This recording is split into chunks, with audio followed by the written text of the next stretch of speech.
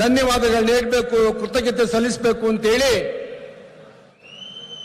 ಕರ್ನಾಟಕ ಸರ್ಕಾರದ ಉಪಮುಖ್ಯಮಂತ್ರಿಗಳು ತಮ್ಮನ್ನ ಕುರಿತು ಜವಾಬ್ದಾರಿಯುತವಾಗಿ ಮಾತಾಡಿದಂತ ಡಿ.ಕೆ. ಶಿವಕುಮಾರ್ ಅವರೇ, ಸರ್ಕಾರದ 5 ಗ್ಯಾರಂಟಿಗಳ ಬಗ್ಗೆ ಮಾತಾಡಿದಂತ ಎಚ್.ಎಂ. ರೇವಣ್ಣ ಅವರೇ, ತಮ್ಮನ್ನ ಕುರಿತು ಮಾತಾಡಿದಂತ ಮಾಜಿ ಸಂಸದರು, ಈ ಚುನಾವಣೆಯಲ್ಲಿ ಹೆಗಲು ಕೊಟ್ಟು ದುಡಿದಂತ ಡಿ.ಕೆ. ಸುರೇಶ್ ಅವರೇ, ಮೊದಲನೇದಾಗಿ ಮಾತಾಡಿದಂತ ಬಾಲಕೃಷ್ಣ ಅವರೇ, ಈ ಒಂದು ನಮ್ಮ ಜಿಲ್ಲೆಯ ಎಲ್ಲ ಗೌರವಾನ್ವಿತ ಶಾಸಕರುಗಳೇ, ಆನೇಕಲ್ ಶಾಸಕ ಶಿವಣ್ಣ ಅವರು ಬಂದಿದ್ದಾರೆ, ನೆಲಮಂಗಲ ಶಾಸಕರು ಶ್ರೀನಿವಾಸ್ ಅವರು ಬಂದಿದ್ದಾರೆ, ಡಾಕ್ಟರ್ ರಂಗನಾಥ್ ಅವರು ಬಂದಿದ್ದಾರೆ, ಬಹಳ ಜನ ಉಗ್ರಪ್ಪನವರಿದ್ದಾರೆ, ಬಹಳ ಜನ ಹಿರಿಯ ಕಾಂಗ್ರೆಸ್ ಮುಖಂಡರುಗಳಿದ್ದಾರೆ, ನಮ್ಮ ಪುಟ್ಟಣ್ಣರಿದ್ದಾರೆ, ರವಿ ಅವರಿದ್ದಾರೆ,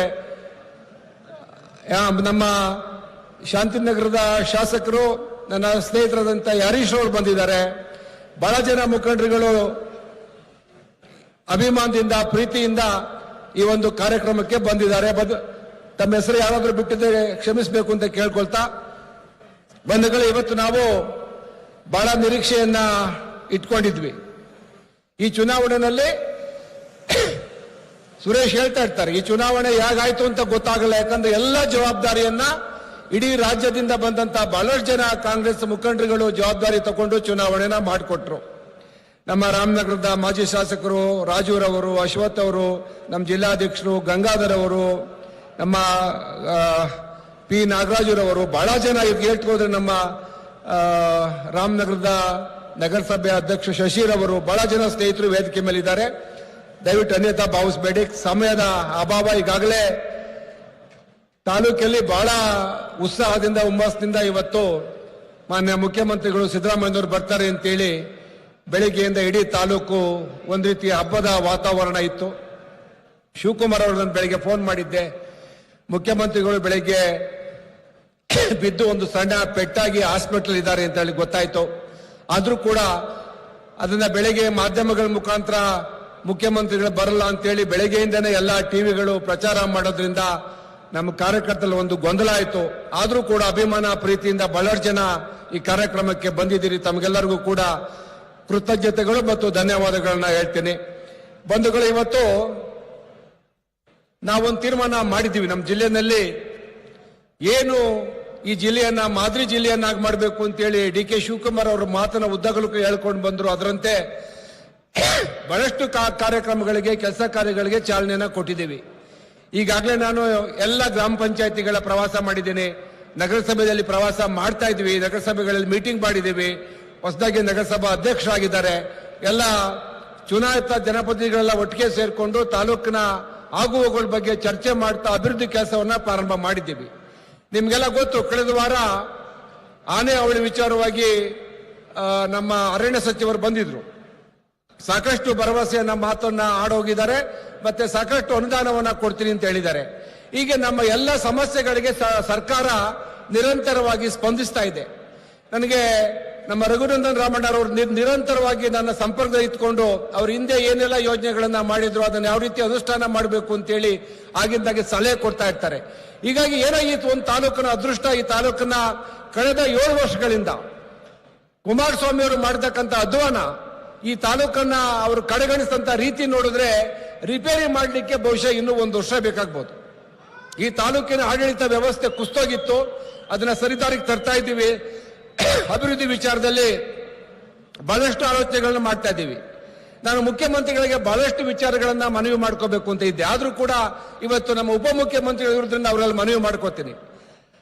ಡಿ.ಕೆ. ಶಿವಕುಮಾರ್ ಅವರ ಈ ತಾಲೂಕು ಹಿಂದೆ ಏನು ಗಂಗರು ಈ ನಾಡನ್ನು ಆಳ್ತಾ ಇದ್ರು, ಸುಮಾರು 600-650 ವರ್ಷ ಈ ನಾಡನ್ನು ಆಳ್ತಾರೆ. ನಮ್ಮ ತಾಲೂಕಿನ ಮಂಕುಂದ ಗ್ರಾಮನೂ ಕೂಡ ಒಂದು ರಾಜಧಾನಿ ಆಗಿತ್ತು. ಆ ಗಂಗರ ಕಾಲದಲ್ಲಿ ಆದಂತ ರಾಜಧಾನಿ ಸುಮಾರು 1000 ವರ್ಷಗಳ ಹಿಂದಿನ ಕತೆ, ಬಹಳಷ್ಟು ಇತಿಹಾಸ ಮಣ್ಣಲ್ಲಿ ಮಣ್ಣಾಗಿ ಹೋಗೋಗಿದೆ.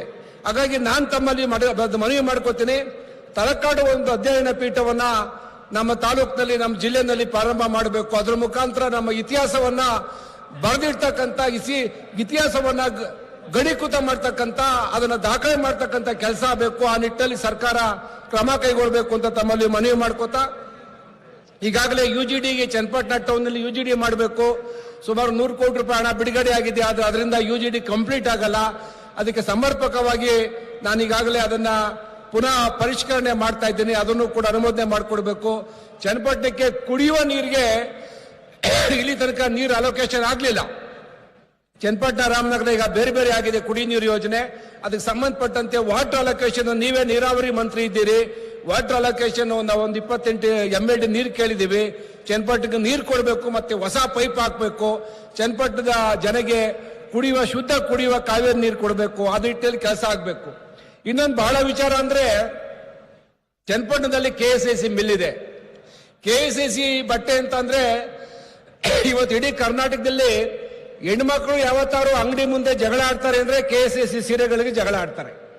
ಯಾವ ಅಂಗಡಿನೂ ಸ್ಟಾಕ್ ಇಲ್ಲ. ಅಷ್ಟು ನಮ್ಮ KSIC ಸೀರೆ 100 ವರ್ಷ ಇತಿಹಾಸ ಇರ್ತಕ್ಕಂಥ ಆ ಒಂದು ರೇಷ್ಮೆ ಉದ್ಯಮ. ಅದಕ್ಕೆ ಪುನಶ್ಚೇತನಗೊಳಿಸಕ್ಕೆ ನಮ್ಮಲ್ಲಿ ಜಾಗ ಇದೆ. ಆಲೆ ಘಟಕ ಪ್ರಾರಂಭ ಮಾಡಿದ್ದೀವಿ, ಸಣ್ಣದಾಗಿ ಪ್ರಾರಂಭ ಮಾಡಿದ್ದೀವಿ. ಅದನ್ನ ದೊಡ್ಡದಾಗಿ ಪ್ರಾರಂಭ ಮಾಡಿ ಸುಮಾರು 100 ಜನಗಳಿಗೆ ಉದ್ಯೋಗ ಕೊಡ್ಬೋದು. ಮತ್ತೆ ಒಳ್ಳೆ ಲಾಭದಾಯಕ ಉದ್ಯಮ ಕೂಡ ನಮ್ಮ ರೈತರಿಗೆ ಅನುಕೂಲ ಆಗುತ್ತೆ. ಆ ನಿಟ್ಟಿನಲ್ಲಿ ತಾವು ಮನಸ್ಸು ಮಾಡಬೇಕು ಅಂತ ಕೇಳ್ಕೊಳ್ತಾ, ಚನ್ನಪಟ್ಟಣದಲ್ಲಿ ಮಿನಿ ವಿಧಾನಸೌಧ ಕಂಪ್ಲೀಟ್ ಆಗಿಲ್ಲ, ಅದನ್ನು ಕಂಪ್ಲೀಟ್ ಮಾಡಬೇಕು. ತಾವು ಹೇಳ್ದಂಗೆ ಬಸ್ ಸ್ಟ್ಯಾಂಡ್ ವಿಚಾರದಲ್ಲಿ ನಾನು ಸುರೇಶ್ ಅವರು ಸಾಕಷ್ಟು ಚರ್ಚೆ ಮಾಡಿದ್ದೀವಿ. ಕಾಂಟ್ರಾಕ್ಟ್ ಹತ್ರ ಮಾತಾಡಿದ್ದೀವಿ. ತಾವು ಮಧ್ಯ ಪ್ರವೇಶ ಮಾಡಿ ಆ ಬಸ್ ಸ್ಟ್ಯಾಂಡ್ ಸಮಸ್ಯೆಯನ್ನ ಬಗೆಹರಿಸಿಕೊಡ್ಬೇಕು ಅಂತ ಕೇಳ್ತಾ, ಚನ್ನಪಟ್ಟಣದಲ್ಲಿ 100 ಬೆಡ್ನ ತಾಯಿ ಮತ್ತು ಮಕ್ಕಳ ಹೆರಿಗೆ ಆಸ್ಪತ್ರೆ ಆಗಬೇಕು. ಅದಕ್ಕೂ ಕೂಡ ಸರ್ಕಾರದ ಸಹಾಯ ಬೇಕು. ಈಗಾಗಲೇ ಸುಸಜ್ಜಿತವಾದ ಕ್ರೀಡಾಂಗಣಕ್ಕೆ, ಆಟದ ಮೈದಾನಕ್ಕೆ ಚಾಲನೆ ಕೊಟ್ಟಿದ್ದೀರಿ. ಅದಲ್ಲದೆ ಚನ್ನಪಟ್ಟಣ ನಮ್ಮ ಕಣ್ವನಲ್ಲಿ ಸುಮಾರು 150-200 ಎಕರೆ ಸರ್ಕಾರಿ ಭೂಮಿ ಇದೆ. ಅದು ಕೊಂದ್ಕೊಂಡಂಗೆ ಅದನ್ನ ಟೂರಿಸಂ ಡಿಪಾರ್ಟ್ಮೆಂಟ್ ಕೊಟ್ರೆ ಅಲ್ಲಿ ಪ್ರವಾಸೋದ್ಯಮ ಮಾಡಲಿಕ್ಕೆ ಅನುಕೂಲ ಆಗುತ್ತೆ. ತಾವೀಗ ಇದಾದ್ಮೇಲೆ ಕಣ್ವಾಗ ತಾವು ಬರಬೇಕು. ತಾವೆಲ್ಲರೂ ಕೂಡ ಕಣ್ವಾದಲ್ಲಿ ಊಟದ ವ್ಯವಸ್ಥೆ ಮಾಡಿದೀವಿ, ಬರಬೇಕು ಅಂತ ಒಂದು ರೀತಿಯ ಪ್ರಾಕೃತಿಕವಾಗಿ ಸುಂದರವಿರ್ತಕ್ಕಂಥ ಜಾಗವನ್ನ ಪ್ರವಾಸೋದ್ಯಮಕ್ಕೆ ಅನುಕೂಲ ಮಾಡಬೇಕು. ಮೊದಲಿಂದ ಮಕ್ಕಳಿಗೆ ಮತ್ತು ಪ್ರವಾಸಿಗರಿಗೆ ಅನುಕೂಲ ಆಗುತ್ತೆ. ಡೈರೆಕ್ಟ್ ಮತ್ತು ಇಂಡೈರೆಕ್ಟ್ ಆಗಿ ಚನ್ನಪಟ್ಟಣದಲ್ಲಿ ಅದರಿಂದ ಉದ್ಯೋಗ ಸೃಷ್ಟಿ ಆಗುತ್ತೆ ಅನ್ನೋ ಮಾತನ್ನು ಹೇಳ್ತಾ, ಅದೊಂದು ಟೂರಿಸಂ ಸರ್ಕ್ಯೂಟ್ ಮಾಡಬೇಕು. ಚನ್ನಪಟ್ಟಣದ ಗೊಂಬೆ ಕೈಗಾರಿಕೆ ಮತ್ತು ರೇಷ್ಮೆ ಮತ್ತೆ ನಮ್ಮ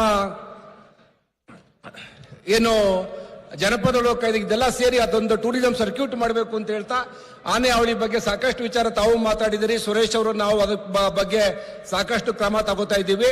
ಅದಕ್ಕೆ ಸುಮಾರು 300 ಕೋಟಿ ರೂಪಾಯಿಗಳ ಅಗತ್ಯ ಇದೆ. ಅದಕ್ಕೆ ಒಂದು ದೊಡ್ಡ ಬೇಲಿ ಹಾಕಬೇಕು. ನಮ್ಮ ಕಾವೇರಿ ವನ್ಯಧಾಮ ಇಂದ ಹಿಡಿದು ಮುತ್ತತ್ತಿಯಿಂದ ಹಿಡಿದು ಬನ್ನೇರುಘಟ್ಟದವರೆಗೂ ಕೂಡ ರೈಲ್ವೆ ಬ್ಯಾರಿಕೇಡ್ ಹಾಕಬೇಕು. 300 ಕೋಟಿ ರೂಪಾಯಿ ಖರ್ಚಾಗುತ್ತೆ.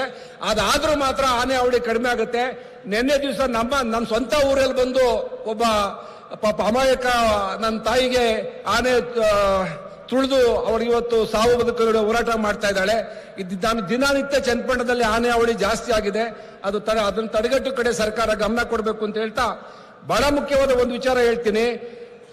ನೀರ ಗಲಾಟೆ ಅಂತೇಳಿ ಚನ್ನಪಟ್ಟಣದಲ್ಲಿ ರೈತರಿಗೆ ಗೋಲಿಬಾರ್ ಆಗುತ್ತೆ. ವಿಟ್ಟನಹಳ್ಳಿಲಿ 3 ಜನ ರೈತರು ಸಾಯ್ತಾರೆ. ಆದ್ರೆ ನೀರಾದ ಬಗ್ಗೆ ಯಾರು ಗಮನಿಸೋದೇ ಇಲ್ಲ. ಆದ್ರೆ ಇವತ್ತು ನೀರ ಒಂದು ಆರ್ಥಿಕವಾಗಿ ಬಹಳ ಆದಾಯ ತರ್ತಕ್ಕಂಥ ಉದ್ಯಮ. ಅದಕ್ಕೆ ಪ್ರೋತ್ಸಾಹ ಕೊಡಬೇಕು. ಯಾಕಂದ್ರೆ ಚನ್ನಪಟ್ಟಣ ತಾಲೂಕು ತೆಂಗು ಇರ್ತಕ್ಕಂಥ ನಾಡು. ಆ ನಿಟ್ಟಿನಲ್ಲಿ ಕ್ರಮ ತಗೊಳ್ಬೇಕು. ಅದನ್ನ ತಮ್ಮ ಹತ್ರ ಬಂದು ತಾನು ಮಾತಾಡ್ತೀನಿ ಅಂತ ಹೇಳ್ತಾ, ಇವತ್ತು 100 ಜನ ರೈತರು ಫ್ಲೆಕ್ಸ್ಗಳು ತಗೊಬಂದಿದ್ರು ನೋಡಿ. ಅದು ತೋರಿಸ್ತಾ ಇದ್ರು ಪಾಪ ಒಬ್ರು. ಏನಂದ್ರೆ ಇಡೀ ತಾಲೂಕು, ಇಡೀ ರಾಜ್ಯದಲ್ಲಿ ಅತಿ ಹೆಚ್ಚು ಹಾಲನ್ನ ಕರಿತಾ ಇರ್ತಕ್ಕಂಥವ್ರು ನಾವು. ಇಡೀ ರಾಜ್ಯದಲ್ಲಿ ಅತಿ ಹೆಚ್ಚು ಹಾಲು ಕರಿತಾ ಇರ್ತಕ್ಕಂಥದ್ದು ಚನ್ನಪಟ್ಟಣ ತಾಲೂಕು. ಹಾಲಿಗೆ ಹೊಡೆತ ಬೀಳ್ತಾ ಇರ್ತಕ್ಕಂಥದ್ದು. ಇವತ್ತು ಹೈನೋದ್ಯಮವನ್ನ ನಡೆಸೋಕ್ಕಾಗದೆ ಜನ ಸಂಕಷ್ಟ ಪಡ್ತಾ ಇದ್ದಾರೆ. ಅತಿ ಕಡಿಮೆ ಬೆಲೆ ಇದೆ ಹಾಲಿಗೆ. ಇಡೀ ದೇಶದಲ್ಲಿ ಎಲ್ಲೂ ಕೂಡ ಇಷ್ಟು ಕಡಿಮೆ ಹಾಲು ಸಿಗಲ್ಲ. ಕೇವಲ 28-30 ರೂಪಾಯಿ ಕೊಡ್ತಾ ಇದ್ದೀರಿ. ದಯವಿಟ್ಟು ಹಾಲಿನ ಬೆಲೆನ ಕನಿಷ್ಠ ಲೀಟರ್ಗೆ 50 ರೂಪಾಯಿ ಮಾಡಬೇಕು. ಅದೇನು ಮೋಸ ಇಲ್ಲ, ನಿಜವಾದ ರೈತರಿಗೆ ಸಹಾಯ ಆಗುತ್ತೆ. ಆ ನಿಟ್ಟಿನಲ್ಲಿ ಸರ್ಕಾರದ ಗಮನ ತಳಿಬೇಕು ಅಂತ ಹೇಳ್ತಾ, ಈಗ ಬಹಳ ವಿಚಾರಗಳಿದೆ. ಇದನ್ನ ಮಾತಾಡ್ತಾ ಹೋದ್ರೆ ತಾಲೂಕಿನ ವಿಚಾರವಾಗಿ ಬಹಳ ವಿಚಾರಗಳನ್ನ ಹೇಳ್ಬೇಕಾಗತ್ತೆ. ಈ ನಮ್ಮ ರಸ್ತೆಗಳೆಲ್ಲ ಹದಗೆಟ್ಟೋಗಿದೆ. ಕುಮಾರಸ್ವಾಮಿ ಮುಖ್ಯಮಂತ್ರಿ ಆಗಿದ್ರು, ಇಡೀ ತಾಲೂಕಿನ ರಸ್ತೆಗಳನ್ನ ಮೇಲ್ದರ್ಜೆಗೇರಿಸಿ ಒಂದಷ್ಟು ಒಳ್ಳೆ ಕೆಲಸ ಮಾಡಬಹುದಾಗಿತ್ತು. ಇವತ್ತು ಜನ ಯಾಕೆ ಇಡೀ ಶಾಪ ಆಗ್ತಾ ಇದ್ರೆ, ದಿನ ನಮ್ಮ ರಸ್ತೆಗಳಲ್ಲಿ ಆಕ್ಸಿಡೆಂಟ್ ಆಗ್ತವೆ ಅಂದ್ರೆ ರಸ್ತೆಗಳೆಲ್ಲ ತುಂಬಾ ಕಿರಿದಾಗಿವೆ. ಅದನ್ನ ಮೇಲ್ದರ್ಜೆಗೇರಿಸಬೇಕು. ಮತ್ತೆ ಏತ ನೀರಾವರಿ ಯೋಜನೆ, ಈಗ ನೀವೇ ಮಂತ್ರಿಗಳಿದ್ದೀರಿ, ನಮ್ಗೆಲ್ಲ ಅನುಕೂಲ ಆಗ್ತಾ ಇದೆ. ಬಹಳಷ್ಟು ಕೆಲಸ ಕಾರ್ಯಗಳು ತಗೊಂಡಿದ್ದೀವಿ. ಇಡೀ ತಾಲೂಕನ್ನ ಎಲ್ಲಾ ಕೆರೆಗಳನ್ನ ಸಮರ್ಪಕವಾಗಿ ಕನೆಕ್ಟ್ ಮಾಡೋದಕ್ಕೆ ತಾವು ಅನುಮೋದನೆ ಕೊಟ್ಟಿದ್ದೀರಿ. ಈಗಾಗಲೇ ಅದನ್ನ ಕಾರ್ಯಕ್ರಮಗಳನ್ನ ಕೈಗೊಂಡಿದ್ದೀವಿ ಅಂತ ಹೇಳ್ತಾ, ಈ ಮೈಕ್ರೋ ಫೈನಾನ್ಸ್ ವಿಚಾರದಲ್ಲಿ ನಮ್ಮ ತಾಲೂಕಲ್ಲಿ ಬಹಳಷ್ಟು ಜನ ಹೆಣ್ಮಕ್ಳು ಇವತ್ತು ಆತ್ಮಹತ್ಯೆ ಮಾಡ್ಕೋತಾ ಇದ್ದಾರೆ. ಅದು ಕಂಪ್ಲೇಂಟು ಆಗಿದೆ. ಅದರ ಬಗ್ಗೆ ಸರ್ಕಾರ ಏನಾದ್ರು ಗಮನಿಸಬೇಕು. ಏನು ಅಮಾಯಕ ಹೆಣ್ಮಕ್ಳು ಸಾಲ ಕೊಟ್ಟು ಅವ್ರನ್ನ ಶೋಷಣೆ ಮಾಡ್ತಾ ಇದ್ದಾರೆ, ಅವ್ರ ವಿರುದ್ಧ ಕಠಿಣ ಕ್ರಮ ಆಗಬೇಕು ಅಂತ ಹೇಳ್ತಾ, ಚನ್ನಪಟ್ಟಣದಲ್ಲಿ ಈ ರೈಲ್ವೆ ಬ್ರಿಡ್ಜ್ ಕಾಮಗಾರಿ ಮುಗಿತಾ ಇದೆ. ರಾಜ್ಯ ಸರ್ಕಾರದ ಕೆಲಸ ಬಾಕಿ ಇದೆ, ಅದನ್ನ ಕಂಪ್ಲೀಟ್ ಮಾಡಿಕೊಡ್ಬೇಕು. ಅದನ್ನ ರಸ್ತೆ ಕನೆಕ್ಟ್ ಮಾಡಿ ಸಾರ್ವಜನಿಕರಿಗೆ ಅನುಕೂಲ ಮಾಡಿಕೊಡ್ಬೇಕು ಅಂತ ಹೇಳ್ತಾ, ಬಹಳ ವಿಚಾರಗಳು ಇನ್ನು ಇದ್ರೂ ಕೂಡ ನೀವೇ ನಮ್ಮವ್ರು ಇದ್ದೀರಿ, ಬಂದು ನಿಮ್ಮ ಹತ್ರ ಮಾತಾಡಿ ಕೆಲಸ ಮಾಡಿಸ್ಕೊಳ್ಬಹುದು. ಹಾಗಾಗಿ ಮುಂದಿನ ದಿನಗಳಲ್ಲಿ ಯಾವತ್ತಾದ್ರು ಒಂದ್ ದಿವಸ ಮಾನ್ಯ ಮುಖ್ಯಮಂತ್ರಿಗಳು ಕರ್ಕೊಂಡು ಬಂದು ಮತ್ತೆ ಸಭೆ ಮಾಡ್ತಕ್ಕಂಥ ಅವಕಾಶವನ್ನ ಕಲ್ಪಿಸಿಕೊಡ್ಬೇಕು ಅಂತ ಹೇಳ್ತಾ, ತಾವು ಈ ಸಭೆಗೆ ಬಂದು ಬಹಳಷ್ಟು ವಿಚಾರಗಳನ್ನ ಮಾತಾಡಿದಿರಿ.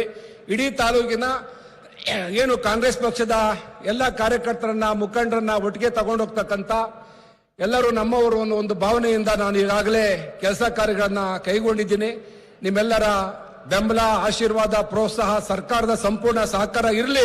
ಈ ತಾಲೂಕನ್ನ, ಈ ಜಿಲ್ಲೆಯನ್ನ ಮಾದರಿ ತಾಲೂಕು ಮಾಡಲಿಕ್ಕೆ ನಾವೆಲ್ಲ ಪ್ರಾಮಾಣಿಕವಾಗಿ ಪ್ರಯತ್ನ ಮಾಡೋಣ ಅಂತ ಹೇಳ್ತಾ, ಈ ಕಾರ್ಯಕ್ರಮಕ್ಕೆ ಬಂದು ಭಾಗವಹಿಸ್ತಕ್ಕಂಥ ಇಡೀ ನಮ್ಮ ತಾಲೂಕಿನ ಎಲ್ಲ ನನ್ನ ಬಂಧುಗಳಿಗೆ, ವೇದಿಕೆ ಮೇಲೆ ಇರ್ತಕ್ಕಂಥ ಎಲ್ಲ ನನ್ನ ಚುನಾವಣೆಯಲ್ಲಿ ದುಡ್ದಂತ, ಪ್ರತ್ಯಕ್ಷವಾಗಿ ಪರೋಕ್ಷವಾಗಿ ಕೆಲಸ ಮಾಡಿದಂತ ಎಲ್ಲ ನನ್ನ ಮುಖಂಡರುಗಳಿಗೆ ವಂದಿಸ್ತಾ ನನ್ನ ಮಾತನ್ನು ಮುಗಿಸ್ತೀನಿ. ನಮಸ್ಕಾರ.